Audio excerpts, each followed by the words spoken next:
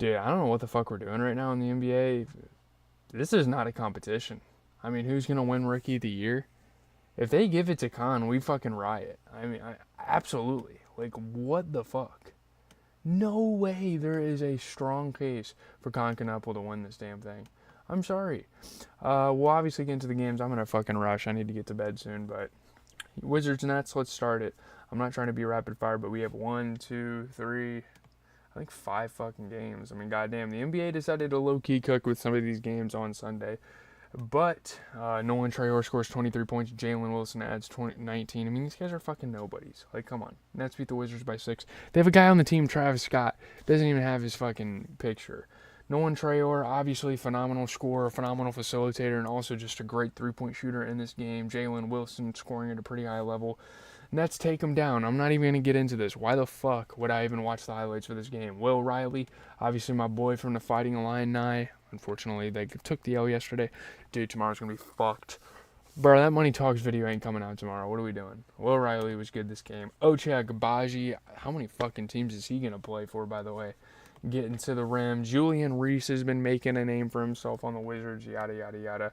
I'm not trying to fucking rush through this, but dude, I'm just thinking of the stress that I'm going to have tomorrow. Ugh, it's going to be fucking terrible.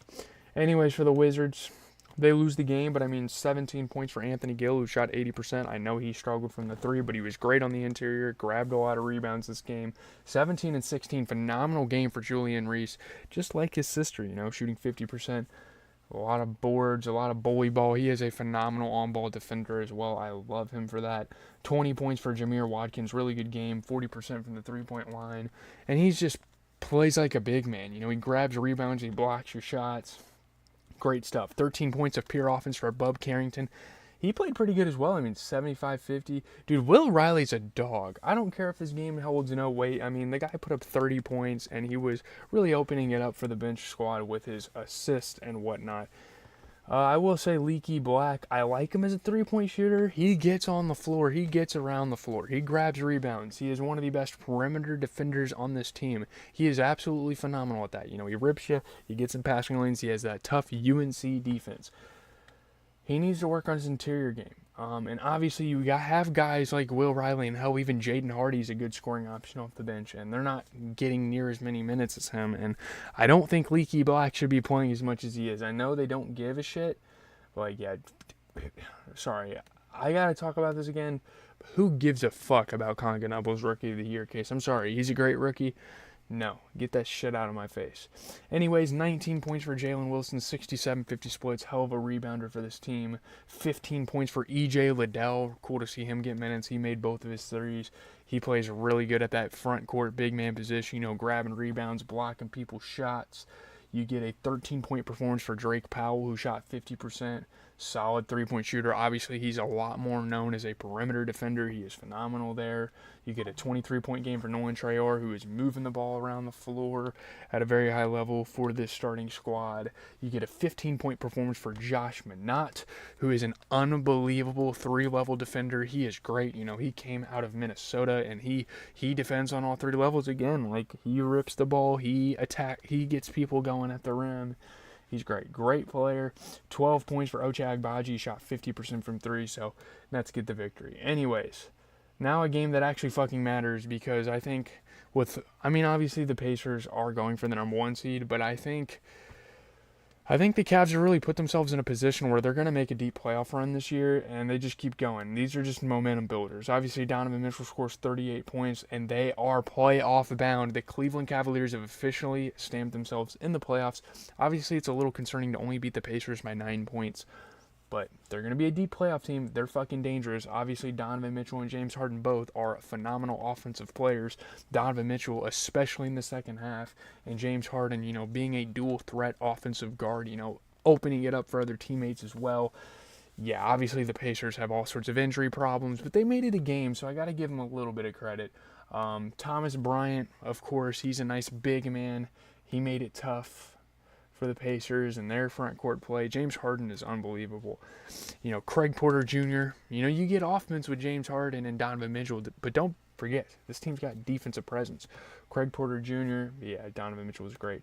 I'm speeding through this because I don't have time for this. Like, it was a late fucking day. I didn't get shit done while I was out. There's a lot of shit. There's a lot of shit for us to get into. And we're doing it. Dude, I gotta do homework tomorrow. I have a meeting with my senior design group. I have to promote all my social medias. I have to do my daily challenges for 2K and shit. I'm gonna be working on the Money Talks video. I have to go to the gym, eat lunch and dinner. Like, ooh, we're gonna have to do a recap at the end of the night of both the national championship and whatever NBA games we want to cover. Pray for your boy. I mean, it's a busy season with the NBA going on at the same time as this. And once the playoffs start, you can forget about consistent uploads. I'm going to be watching a lot of NBA playoff games. Like, I know you guys are going to want me to do shit. And obviously, when, like, New Music Friday rolls around and we need to drop videos, I will do it. But there you go. Once the playoffs roll around, which is literally probably by the end of this week, I think it's like next Tuesday probably when they start the plan. I'm watching every game. Like, I'm going to watch start to finish. And if you guys want me to do like a watch party stream, I could. I don't know. I don't want to overload you guys with content because obviously we're going to talk about the games at the end of the night as well. Let's just see how this game transpired though. Donnie. Max Strus, you know better. What the fuck? Oh no, that's Obi Toppin. Sorry. What a fucking idiot I am. Seriously? Max Strus is on the goddamn Cavs. I was going to say, he got a different haircut. Is that Laquan Tomlin? Is that his name? Laquan Tomlin?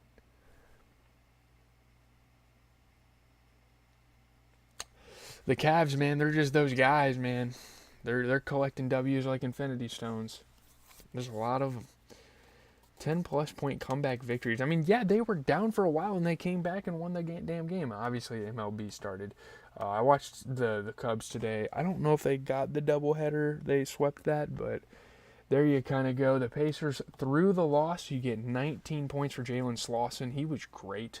You know, he was hustling all around the floor. A lot of boards, a lot of perimeter defense, ripping the ball out of folks. You get 21 and 12, a really good game for Micah Potter. He was sensational, 60% shooting. You get an 11-point performance for Kobe Brown. I don't necessarily like him as an interior player, but he knocks down threes, he grabs rebounds, he passes the ball at a pretty high level. You get 15 for Quentin Jackson, not the most efficient offense in the world, but he's another really good hustle guy. He made it tough. You know, he grabs rebounds, he plays unbelievable perimeter defense. You obviously get a 21-point performance for Obi Toppin off the bench, who kind of struggled inside, but he knocked down some threes, and he's a very athletic guy that can go up for rebounds. I will say, I don't know what the fuck Ethan Thompson was doing this game. Jesus fucking Christ. I mean, where are Obi Toppin's minutes? You have, and I mean, you have Jay Huff, who is a much more efficient interior scorer. You have Taylon Peter, who is a much more efficient scorer in general. I don't know why these guys aren't getting minutes. Who the fuck is Ethan Thompson, and why is he getting 30 minutes? He's not doing shit. And of course Obi Toppin deserves 2 more minutes. What are we doing? Again, I know they're tanking. I know they don't give a shit, but like, what the fuck? Anyways, the Cavaliers, you get a 14-point game for Thomas Bryant, 67-50 splits, 14 and 10 is great. 28 points for James Harden, opening up the floor for his teammates, playing unbelievable perimeter defense. You get a 38-point outing for Donovan Mitchell. He was rebounding, he was passing, has all the intangibles that a superstar player has, and he continues to show that. 13 points for Keon Ellis, really good at grabbing boards for a guard. So look at the Cavs go, man. They get a victory there, albeit against an easy team, but you know what I mean. Orlando also gets a win against an easy team, but a win is a win. A gritty game is a gritty game, and it is already midnight, and we're only on the 3rd fucking game. Holy shit, we'll get to some of the main events here in a second. But the Magic rally, they were down by 15 points in the second half. They beat the Pelicans by 4. I got a bag of flaming hot cheddar and sour cream calling my name, but Desmond Bane, absolutely phenomenal as an offensive player to really pull this team back into it. And yeah, they were down by 15 at a point. Watch the highlights in a second. I mean, Desmond Bane, drilling shots. Obviously, Paulo Banchero being the big guy that he is, getting downhill. Obviously, they had to go against some pretty tough big men as well with Yves Missy. But you have Goga Batadze in their big man play. They got a really good front court. Like, I firmly think the Orlando Magic have one of the best front courts in the entire NBA, and we always talk about this with the Pelicans. They're going to make a game tough, but they're always going to lose it. Like, they're just going to lose it at the end of the day. I think that's really what happens here. I'm going to start making my agenda for tomorrow. Holy fuck.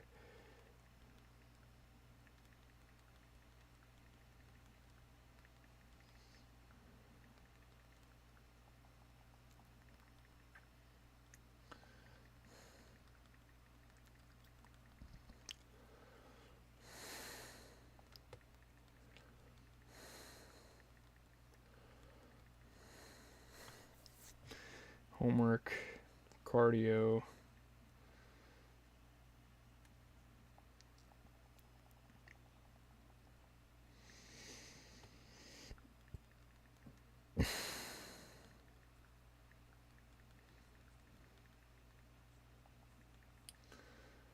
Fuck. I think that's about all I gotta do. That's still a lot though, like if I'm really thinking about this. I'm getting my ankles more rest as I'm going home, so I feel pretty good.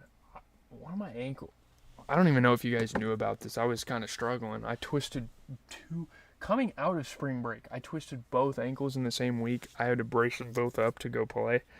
I'm not taking days off, dude. I'm going to continue this cardio. Like, right before I started, talking about these games just now with you guys, I was literally on the treadmill for like 20 minutes, bro. Like, I don't play about this shit. It's Easter. I ate a fuck ton of candy. We're going to make up for that shit, That's what we do. We strive for greatness, bro. So, let's look at it. Magic win the day off a 23 and a 16 game for Paolo Banchero. Certainly turning the ball over a lot, but he had that ball in his hands a lot. He was dishing the rock around. He was playing unbelievable on-ball defense. You get an 11-point performance for Franz Wagner. It's been a while since I've seen him around. Really good rebounding. You get a 13-point game for Wendell Carter. Only missed one shot this game. He's grabbing rebounds. You get a 27-point game for Desmond Bane. Hell of a rebounder at the guard position. This team just grabs the boards. 11 points for Jalen Suggs. Really good. He's the guy that's the floor general. He's moving it around for the guys. You'll love to see it. 11 points off the bench for Javon Carter. Solid three-point shooter. He grabs boards for a guard.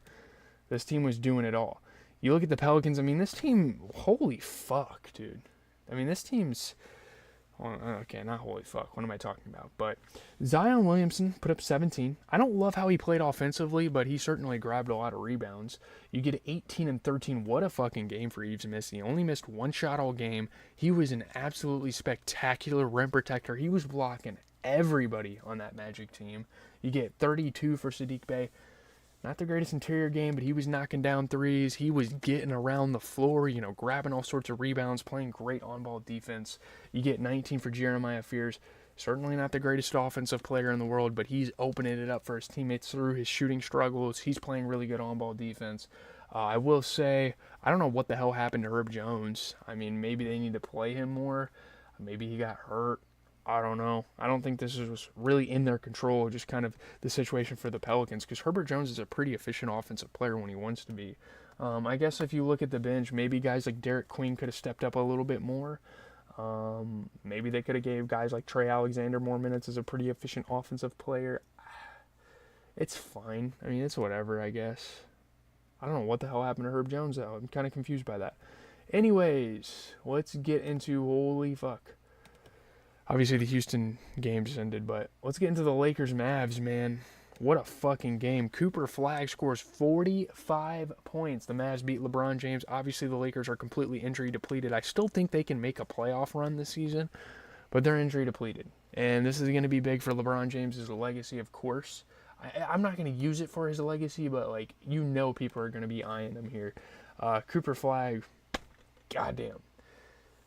What a guy. What an offensive player. Obviously, the Mavs going into this game had one of their worst home losing streaks in 32 years at 14 games. And they snap it, and Cooper Flagg was fucking phenomenal.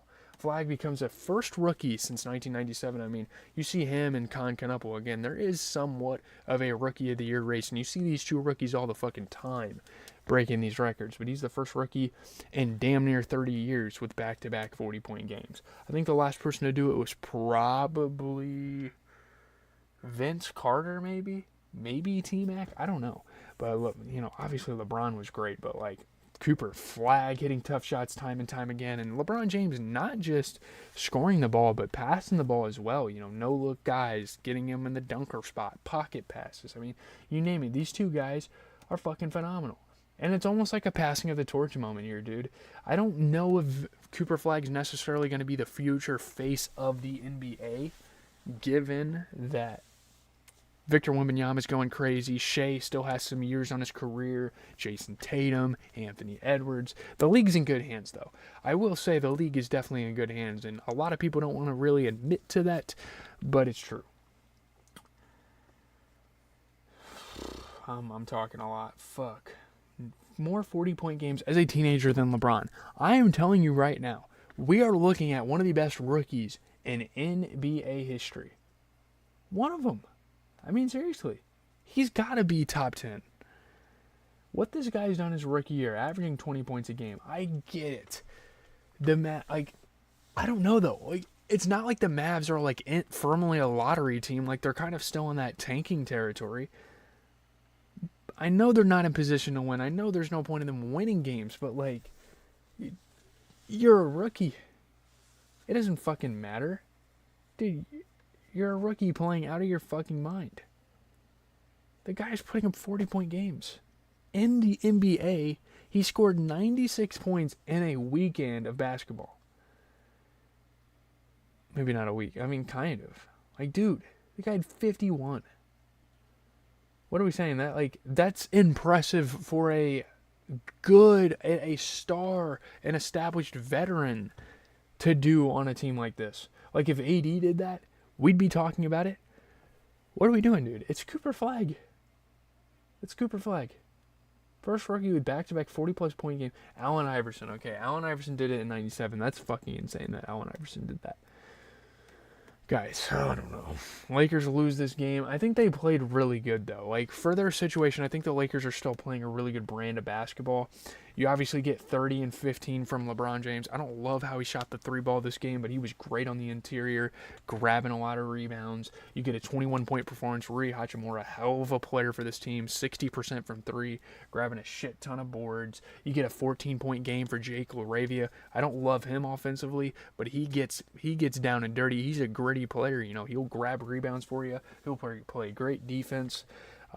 Simple, pure offense from DeAndre Ayton with 13 points in this one. 15, 16, and 11. I mean, Luke Kennard had a triple-double, and again, he's not the greatest offensive player, but, come on, dude. This team's not playing bad for their situation. You get 23 points of pure offense from Jackson Hayes off the bench, shooting 80%. Obviously, Maxi Kleber, I like him as an interior threat, but, from the three, he definitely could have been a little better, but I don't really know. It's pretty nitpicky to me. I think the Mavs just showed out, and they had their rookie go fucking insane like he's been doing all year. You get a 15-point game for P.J. Washington, 60-50 splits, really good rebounder for this team. You get a 13-point game for Najee Marshall. He does everything. He's kind of a glue piece type of role player, rebounding, passing, great on-ball defense. You get 45 points for Cooper Flag, and not only that, he's shooting 50% from three, he's grabbing rebounds, he's moving the ball around, he's playing unbelievable defense, especially on the perimeter. You get 11 points for Klay Thompson off the bench, shooting 50%, kind of just a spark plug on offense. You get 13 points for Brandon Williams, opening it up with his facilitating at that guard position, playing really good on-ball defense. I mean, the Dallas Mavericks this is great. I mean, this is the peak of what this Mavs team can do right now. They can obviously develop some guys. I don't know. They don't really have a high ceiling. Max Christie could end up being very good. I don't know. Whatever. Moving on, though, the game that just transpired.